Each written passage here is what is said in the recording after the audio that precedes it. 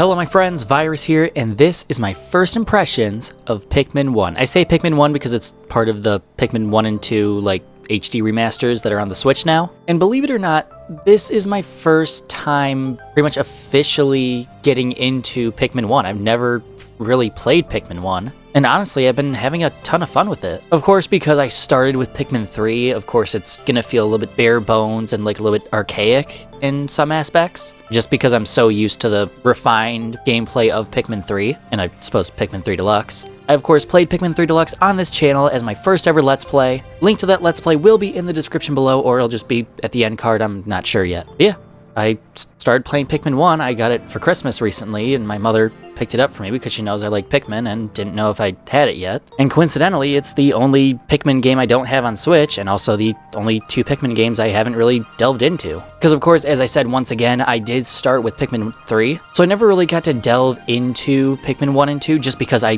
didn't really have a Gamecube until I was like 18. And me being in my 20s should tell you how recently I got that Gamecube. So I've never really delved into Pikmin 1 and 2. I've seen gameplay of Pikmin 1 and it definitely looks pretty fun. And for what it's worth, it is a very fun experience. However, it does feel a bit, archaic and bare bones just because, well, Pikmin 3 and Pikmin 4 have refined the formula so well. But if you asked me, I would say that this is a pretty good, foundation for Pikmin. It does have its problems. I will not defend this as a perfect game. It very much has its problems. Sometimes when I'm swarming onto a Bulborb, it just won't die and they just won't, they'll be hitting it, but it won't be registering damage. I don't know if that's a problem across all releases of Pikmin, but that's what happened in my experience. Whether it's a Shearwig or a spotty Bulborb, I'll just be hitting a Bulborb and they'll be hitting it, but they just won't die, and then I just lose unnecessary amounts of Pikmin. So is this game perfect? No. In concept it is. It's a very fun idea and a very creative idea for a real-time strategy game. But is it perfect? Absolutely not. The Pikmin AI is terrible. You lose more Pikmin than you need to most of the time, because whether they run into water or they get lit on fire or they just won't register damage on a Bulborb and then they just get eaten for just no reason at all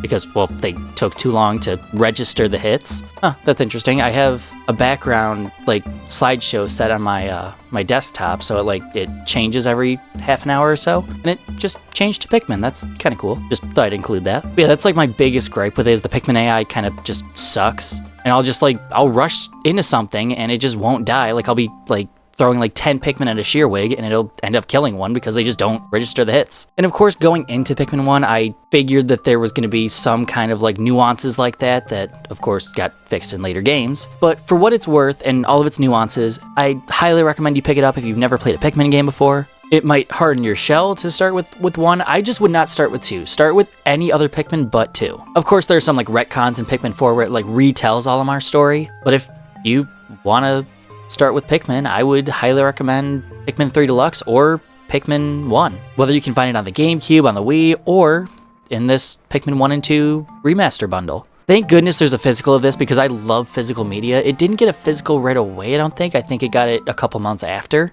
But if you're looking to play the first 2 Pikmin games, absolutely get the physical because Pikmin 1 is decently short. I probably beat it in maybe 3 or 4 hours. And I guess, spoiler alert, I did beat it, and I will be posting a review sometime in the future. I just don't know when. But overall, my first impressions of the first game are decently positive. There are definitely some negatives, but it is still a very enjoyable experience, and there's definitely that rush of, oh, I have 10 minutes in this day. What can I get done, and what can I accomplish? And oh crap, I just lost a ton of Pikmin. Okay, how do I resolve this now that I have less Pikmin? It's definitely a game that makes you think, and I really like those kind of games, especially when they're as creative as Pikmin. But yeah, that's the video. I really enjoyed the first Pikmin game, and I hope to move on to 2 soon. And when I do that, I'll definitely be posting a first impressions of that. And overall, I highly recommend this as your first Pikmin game. There are a lot of nuances and just a lot of things that will probably frustrate you, but if you can overcome those, it's a very enjoyable experience. Not to mention the game has some decent challenge with some really fun bosses as well, and just really fun puzzles. So yeah, that's my first impressions of Pikmin 1.